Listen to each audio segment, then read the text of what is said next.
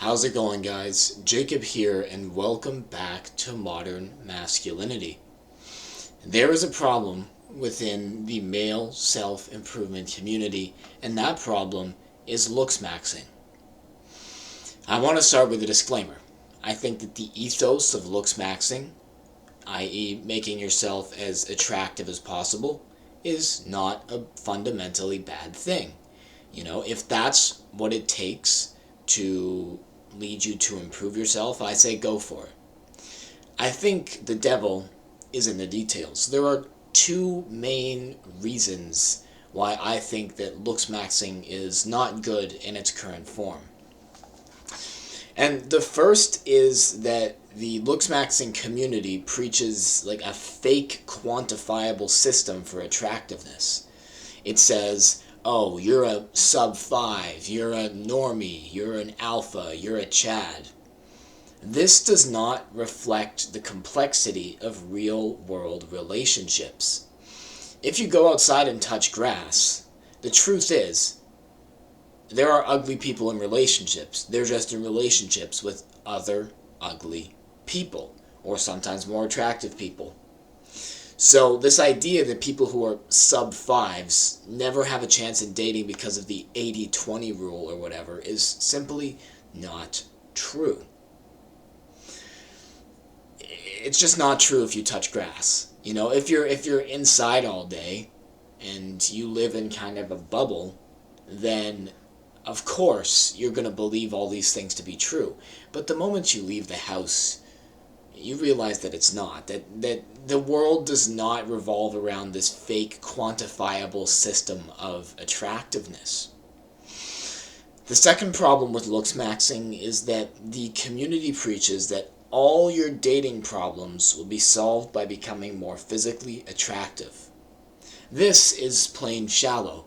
Sure, if you are overweight and you don't take care of yourself, the problem of not being able to attract a woman will probably change.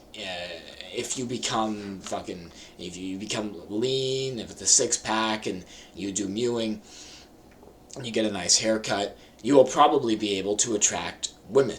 However, that does not consider personality-based factors. If you were a fucking degenerate incel loser before, even if you work out and go to the gym, you can still remain a degenerate incel loser. I believe the term is a gym cell. So it's not like a ticket to finding a good long-term relationship. Sure, it'll get women to be attracted to you based on looks, but that's not fuel for a sustainable long-term relationship. Because the fire will die eventually, at which point the woman will see that this dude doesn't have anything going on for himself personality-wise, and things will just fall apart. So those are the two main problems with looksmaxxing in my view. I need to actually get more into it and try it out, because currently I'm definitely not in a looksmaxxing stage. I'm active, but I'm already in a relationship, so I don't really have an incentive to looksmaxx, because my girlfriend loves me the way I am. I don't need to develop an insane jawline or anything like that. I'm fine already, right? And I think looksmaxxing comes from a place of deep insecurity. And once you become more secure in yourself, you realize that it's not as necessary as you might have thought before. Now, of course, it's important to take care of yourself, make sure you smell good, look good, and exercise. But this whole idea of looksmaxxing and gamifying it, I don't think is necessary, and I don't think it's sustainable. I think it's much more sustainable if you just commit to being healthy and being like a well-groomed, clean person. It's much more sustainable to do that than to attempt some kind of looksmaxxing protocol.